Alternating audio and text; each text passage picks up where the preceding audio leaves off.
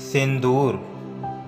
सिंदूरी नाम का एक गांव, जहां सूरज की पहली किरण जब पीपल के पत्तों से छनकर धरती को छूती तो ऐसा लगता मानो पूरा गांव सिंदूर से रंग गया हो।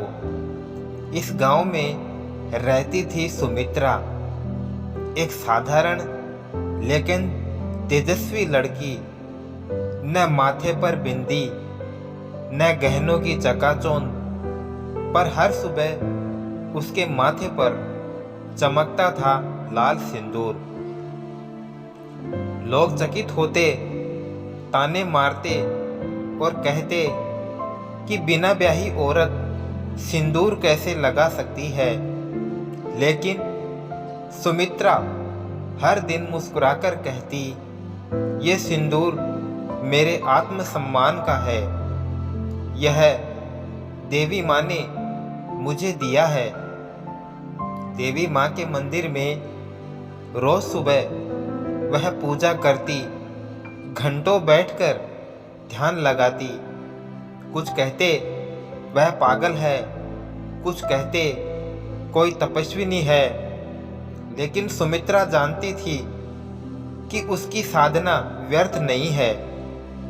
राज्य के युवराज यशवंत, जिन्हें राजा बनने के पहले राज्य की परंपराओं के अनुसार 1 वर्ष सामान्य जनजीवन में बिताना था, साधारण वेश में गांव-गांव घूम रहे थे।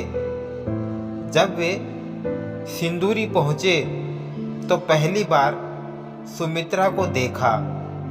सिंदूर लगाए एक अविवाहित लड़की को देख वे भी चौंक उठे, लेकिन सुमित्रा की आंखों में जो तेज था उसने उन्हें रोक लिया। तुम किसके नाम का सिंदूर लगाती हो? उन्होंने पूछा। सुमित्रा ने बिना घबराए उत्तर दिया, उस शक्ति के नाम का जो मुझे भीतर से पूर्ण बनाती है। जिस दिन पुरुषों को अपने नाम के आगे आत्मबल जोड़ना पड़ेगा, उस दिन तुम्हें मेरे सिंदूर का अर्थ समझ आएगा। यशवंत ने सुमित्रा के बारे में जानना शुरू किया। मंदिर की पुजारी ने बताया कि 7 वर्ष पहले यह लड़की मरणासन अवस्था में यहाँ लाई गई थी। माँ की मूर्ति के सामने जब इसकी सांस टूटने को थी, तब मूर्ति से स्वयं सिंदूर की धूल गिरी इसके माथे पर, और यह चमत्कारिक रूप से जीवित हो उठी। उसी दिन से यह देवी को पति मान बैठी। राजकुमार स्तब्ध रह गए। क्या यह संभव था? लेकिन जब उन्होंने स्वयं मंदिर में एक रात बिताई, तब देखा सच में हर भोर एक रहस्यमयी लाल धूल देवी की मूर्ति से गिरती और सुमित्रा का माथा चमक उठता। धीरे धीरे यशवंत सुमित्रा की ओर आकर्षित होने लगे।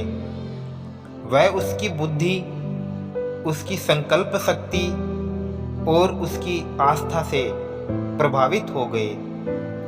एक दिन उन्होंने सुमित्रा से कहा कि क्या तुम मुझसे विवाह करोगी? सुमित्रा मुस्कुराई। अगर मैं देवी को पति मान चुकी हूं, तो तुम्हें मेरे साथ एक और शक्ति को भी स्वीकारना होगा। तुम क्या मुझे वैसे ही स्वीकार कर सकोगे? राजकुमार चुप रह गए। युवराज के राज्य लौटने का समय नजदीक आया।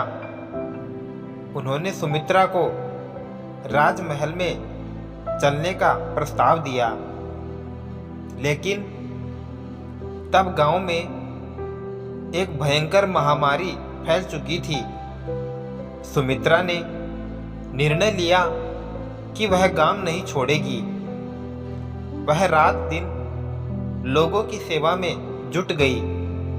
उसने अपनी साधना से, जड़ी बूटियों से और अपने आत्मविश्वास से कई लोगों को बचा लिया। यशवंत ने सब देखा और समझा कि सुमित्रा सिर्फ प्रेम या स्त्री नहीं, बल्कि वह एक संपूर्ण शक्ति है। शक्ति जो समर्पण करती है, रक्षा करती है और आवश्यकता पड़े तो युद्ध भी। राजकुमार ने दरबार में घोषणा की कि मैं उस स्त्री से विवाह करूंगा जो देवी को अपना पति मानती है, क्योंकि उसमें वही शक्ति है जो राज सिंहासन को चाहिए।